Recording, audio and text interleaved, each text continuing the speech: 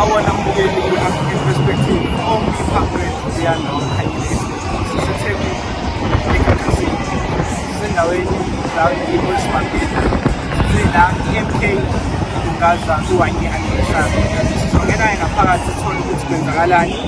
sibuke nje yonke into ukuthi ihamba kanjani siyale nekhulumo zethu zanamhlanje ukuthi sizobe sisiphathele.